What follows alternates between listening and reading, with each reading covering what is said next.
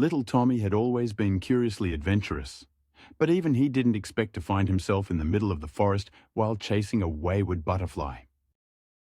The butterfly wore a tiny top hat and monocle, which, in retrospect, should have been a clear signal that things were about to escalate into the weird Nado region, a place he had only heard of in bedtime stories involving Uncle Fred, a cantankerous man who insisted he once played chess with a centaur.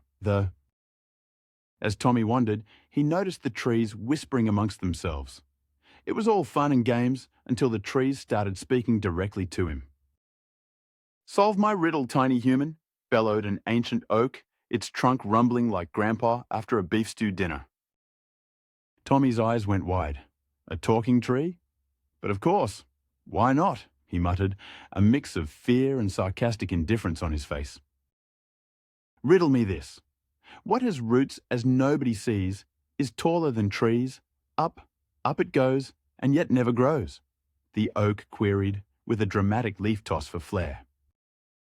How about a mountain?" Tommy guessed. Immediately, a path illuminated with a soft, golden glow. "All right, that worked. Guess I'm not becoming forest mulch today." The path led him to a giant mushroom with a door. "Talk about your shiitake architecture," Tommy joked, knocking on the door. It swung open, revealing a fancy parlor filled with more mushrooms who were apparently on their lunch break, sipping tea. "Do I even need to ask why mushrooms are having tea?" "Only if you want to get out of here," said the tiniest, grumpiest mushroom who also had a clipboard. "Solve this. I am not alive, but I can grow. I don't have lungs, but I need air. I don't have a mouth and I can drown. What am I?" Tommy pondered, tapping his chin theatrically. A fire?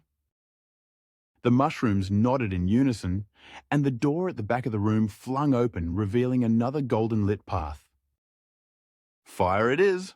Looks like I'm on a roll, and not the kind you serve with butter," Tommy cracked. The golden path eventually brought him to a river with a bridge guarded by a rather peculiar fish, holding out what looked suspiciously like a Employee of the Month plaque. "What's your stance on riddles?" the fish inquired, fin rays included. "Frankly, I'm getting good at them, so hit me," Tommy replied, feeling invincible. "Fine. What has keys but can't open locks?" the fish asked while pouting in frustration. "A piano," Tommy shot back quickly, much to the fish's bewilderment, who muttered, "Smart Alex?" as the bridge descended, allowing Tommy to cross. Crossing over, Tommy found himself facing the final challenge, a majestic stag with antlers as shiny as Aunt Bertha's fine china. "Only one riddle remains, young traveller.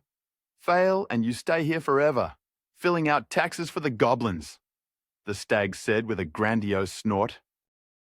All right, lay it on me, Bambi," Tommy chirped, confidence leaking out of him like helium from last weekend's forgotten birthday balloon.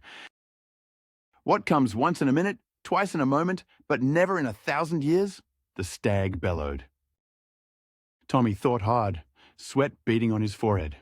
"The letter M," he exclaimed triumphantly. The stag stepped aside and a portal opened with a soft hum. Without hesitation, Tommy walked through and found himself in his own living room, face to face with his slightly bewildered family. "Well, that's a first," said his mom. Tommy just grinned and muttered under his breath, "Next time, I'm sticking to cartoons."